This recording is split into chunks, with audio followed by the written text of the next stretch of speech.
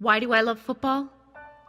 To this day, when I hear those football sounds fill our house on a Sunday afternoon, the echo of a stadium crowd, the boom of the announcers' voices in their microphones, the melodies we've come to associate with the NFL, the basic play calls like holding we've heard from muffle-voiced referees thousands of times.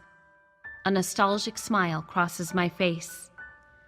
Right then and there, I can feel the grip of my father's hand on my shoulder. I'm transported back to the little girl at Soldier Field with her daddy.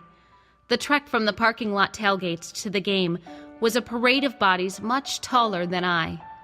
I remember looking up at the sea of blue and orange shoulders wearing numbers 9, 6, 50, 72, and, you guessed it, 34.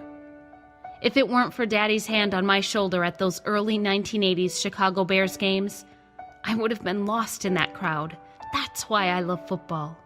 Daddy drove me forward through the fans all the way to our fourth-generation 50-yard line season ticket seats. I knew he'd never lose me, and in my eyes, he was as big and strong and special as the entire team we were about to see.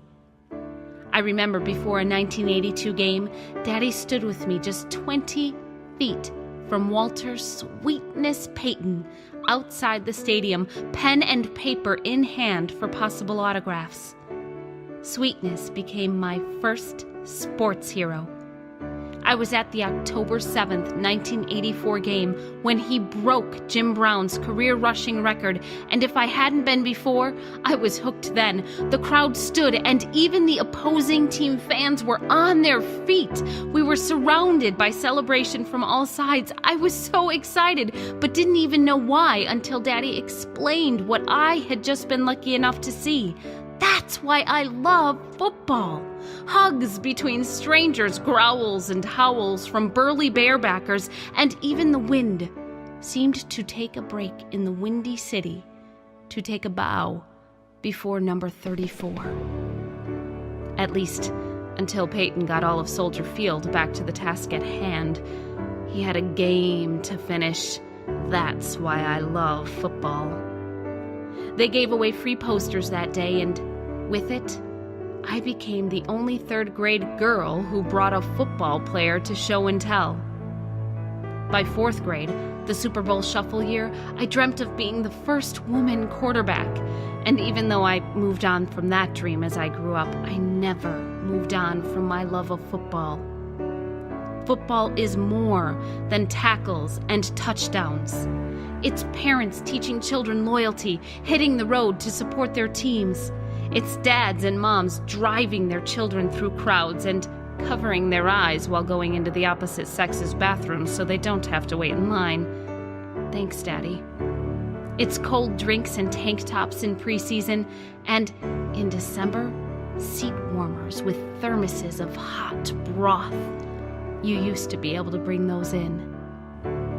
Football is the radio playing on the way home from church on an away game Sunday to catch some family time and finger foods with your loved ones in the living room. Football is adrenaline, athleticism, anticipation, entertainment, time for people to stop the daily grind, to cheer on grown men whose stats we have memorized at play.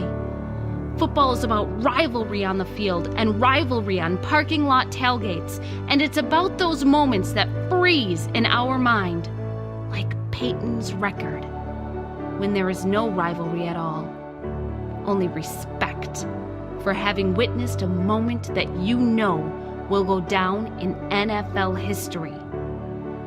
For me, America's pastime will always be football.